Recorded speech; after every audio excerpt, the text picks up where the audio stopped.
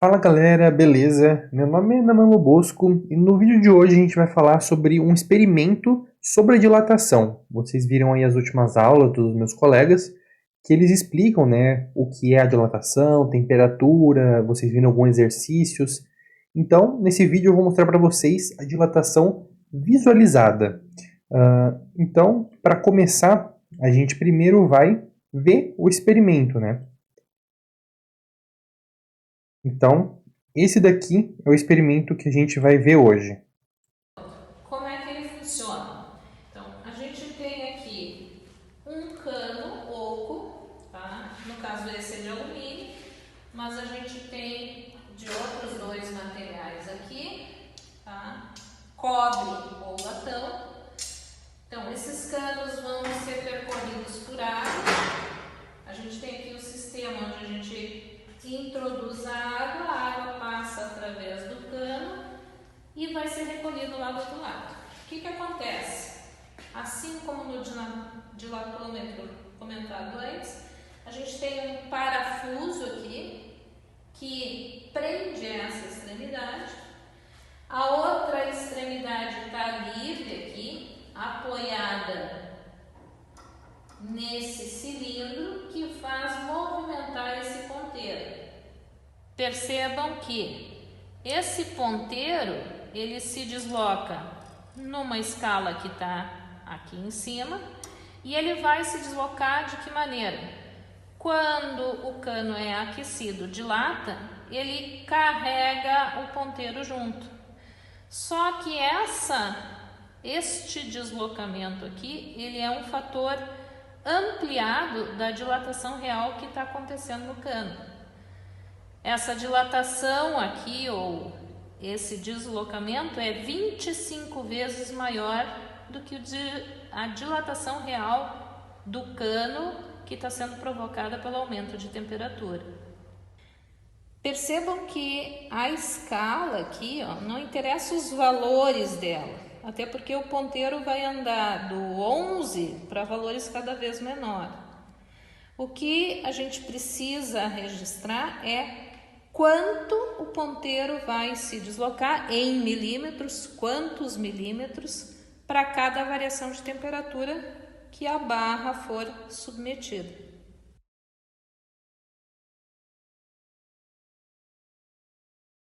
Bom, então como é que funciona o experimento? A gente vai ter aqui água, a temperatura ambiente, o valor da temperatura ambiente a gente registra com qualquer termômetro, e aí a gente vai passar alternadamente através do cano água a temperatura ambiente, ou a gente pode falar água fria, e depois água que foi aquecida, a gente faz uma mistura, um pouco de água a temperatura ambiente com um tanto de água quente e vai fazendo para várias temperaturas. A gente alterna água fria e água aquecida a uma determinada temperatura e vai fazendo o registro. Então, quando passa a água fria, a gente diz que o ponteiro vai estar zerado, parado numa determinada posição. Quando eu preparo uma mistura de água aquecida, misturo água fervendo com água a temperatura ambiente, eu vou ter uma determinada temperatura. Por exemplo, agora a gente tem 58 graus.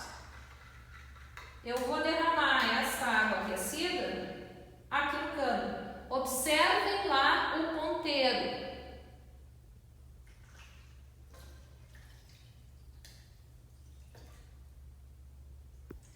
Vejam que ele se desloca instantaneamente para uma outra posição. Esse deslocamento eu vou registrar, então eu vou ter água que estava a 58 graus. Em relação ao ambiente, eu tenho que registrar o valor do ambiente e aí eu vou ter, para várias diferenças de temperatura, o deslocamento do ponteiro. Importante, antes de passar a próxima água aquecida, é que a gente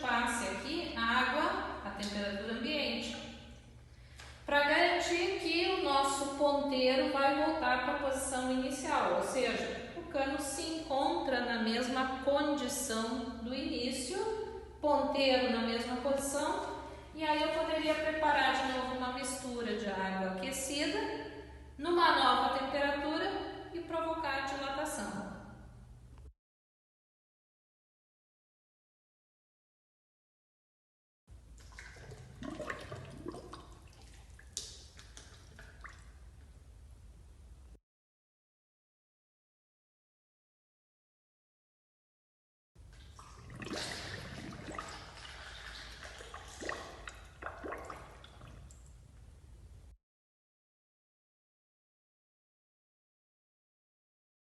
Uma última coisa importante é que a gente precisa registrar o comprimento inicial dessa barra que está sofrendo a dilatação. Como é que a gente faz essa medida? Dessa posição aqui da ranhura até aqui onde se encontra o parafuso, porque é a partir daqui que eu tenho a dilatação. Então a gente precisa ter essa informação, esta medida, nesse caso 67 centímetros, é o comprimento inicial da barra. Muito interessante, né, gente? Então, vamos voltar agora para a nossa aula, né? Porque eu quero explicar para vocês o que realmente aconteceu nesse experimento. Então, olha só. Queria falar aqui um detalhe sobre o experimento que talvez vocês não tenham entendido muito bem, quando ela fala ali de 25 vezes.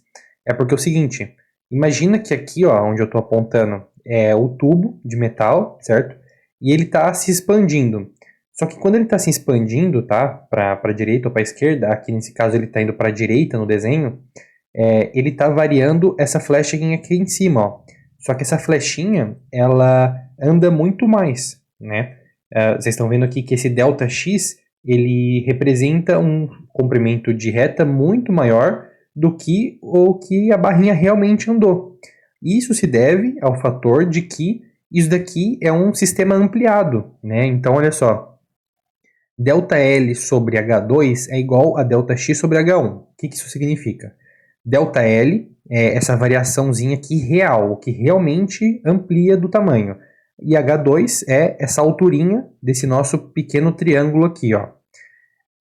ΔX é esse comprimento grande que a haste vai deslocar para a direita aqui.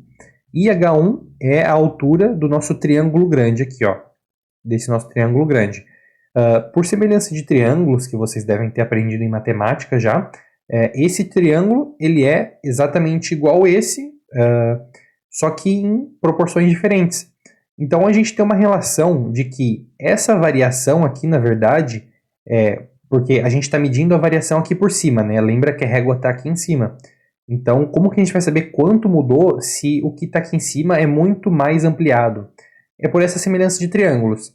O que realmente varia aqui, o nosso ΔL, ele é medido por ΔX, o que a gente mede lá em cima, dividido por 25. Então, é por isso que ela falou que estava ampliado por 25 vezes. Beleza?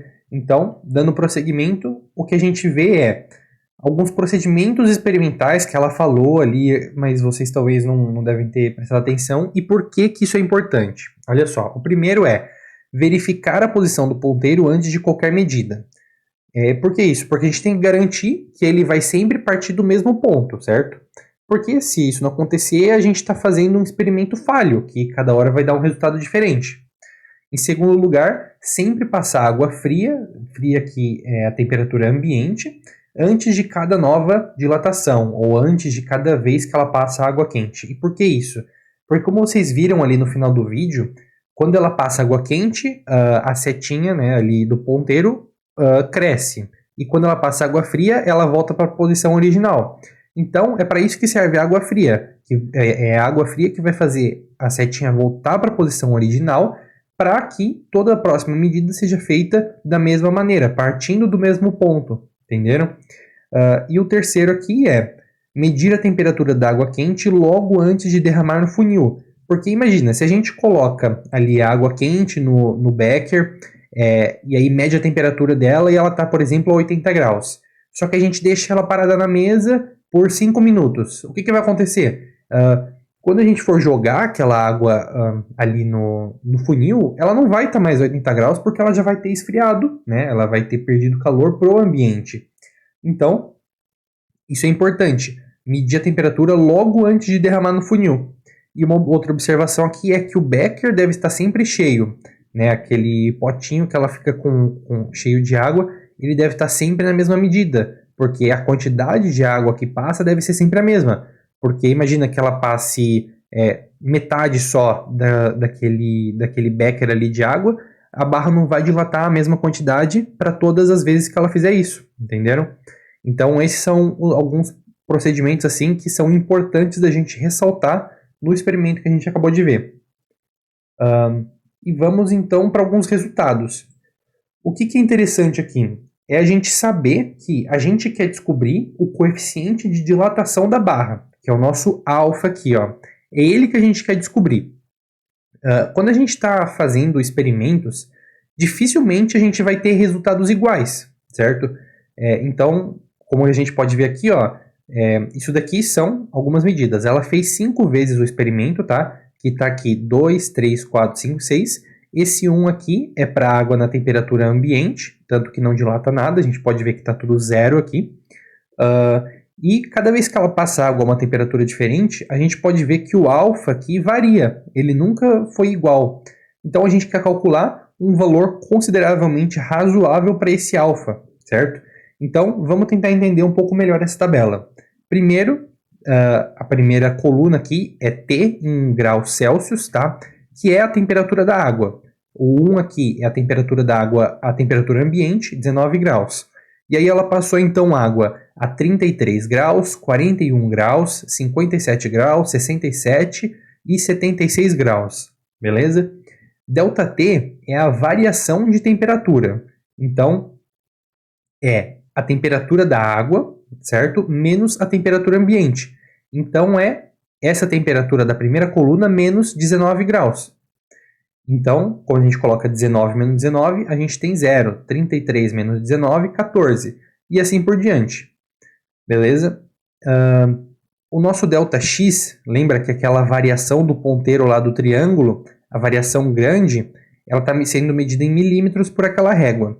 E aí ela deslocou, a gente pode ver aqui que ó, a cada vez que ela passou aquela água, o ponteiro deslocou 6 milímetros, 10 milímetros, 15 milímetros, 20 milímetros e 25 milímetros. Só que, como eu falei para vocês, aquilo não é o deslocamento real da barra, porque ele está sendo ampliado por 25. Então, o deslocamento real são essas medidas dividido por 25. Então, o deslocamento real, quando ela passa a água a primeira vez, é 0,24 milímetros. Na segunda vez, 0,4 milímetros. Na terceira, 0,6. Na quarta, 0,8. E na última, ela desloca 1 milímetro. E aí, interessante é que aqui, na verdade era para ser L0, desculpa, tá errado. L0 é 67 centímetros. O que é o L0? L0 é a medida inicial da barra, tá? O L0, então, é quando a barra está parada, sem nenhuma água quente passando. Quando a gente passa uma água a temperatura ambiente, ela fica em 67 centímetros, certo? Só que quando a gente coloca o ΔL, que é essa medida aqui, divide ele pelo tamanho original, a gente vai ter as seguintes medidas, ó. 3,2 vezes 10 a menos 4, 5,3 vezes 10 a menos 4 e assim por diante, tá? São medidas bem pequenininhas e isso é o que a gente pode ver que variou, o que realmente variou sobre o tamanho original da barra, certo? Se a gente parar aqui para ver, né, nesses dados, que interessante que é que realmente a dilatação a gente pode verificar a veracidade, porque quanto mais quente a temperatura da água, mais a barra dilata. Quanto menos quente, menos ela dilatou. Beleza? E aqui por final, então, a gente chega no nosso cálculo de alfa, que é feito pela dilatação, né, a diferença de Lzinho, sobre o tamanho da barra real vezes a diferença de temperatura. Aqui, que é para isso então que a gente faz esse cálculo, para a gente conseguir calcular o alfa. Isso aqui, na real, é só uma mudança, né?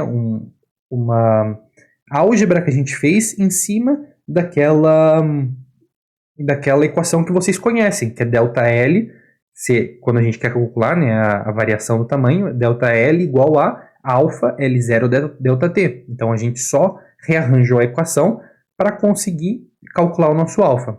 Então, com cada dado que a gente obteve aqui, a gente calculou um alfa diferente. Certo? Então a gente calculou um alfa de 2,29 vezes 10 na menos 5, 2,41 vezes 10 na menos 5, 2,35, 2,23 e 2,33. E como a gente faz para chegar em um alfa único com todas essas medidas? Ora, a gente faz a média de alfa. Então, a média de alfa o alfa a gente pode calcular como a soma de todos os alfas dividido pelo número de vezes que a gente somou, certo? Então, por exemplo, aqui a gente colocou todos os valores que eu mostrei para vocês agora na tabela, tá? Dividido por 5. Então, a gente vai somar cada um desses e vai dividir essa soma por 5, porque a gente está somando 5 vezes, certo? É assim que eu acredito que vocês saibam fazer a média, né? Deve ser assim que vocês aprenderam a fazer. E quando a gente faz esse cálculo, a gente chega em um valor de alfa de 2,32 vezes 10 na menos 5, que é um valor bem aceitável quando a gente considera o material ali que a professora estava usando. Então, esse foi o vídeo de hoje. Espero que vocês tenham gostado, tenham visto que é muito claro, a gente vê realmente a dilatação ali do metal, né, quando ela passa a água quente. Esse foi o nosso último vídeo juntos, né? Então eu espero que vocês tenham gostado nessa nossa trajetória. Então, um abraço e até, quem sabe, no semestre que vem.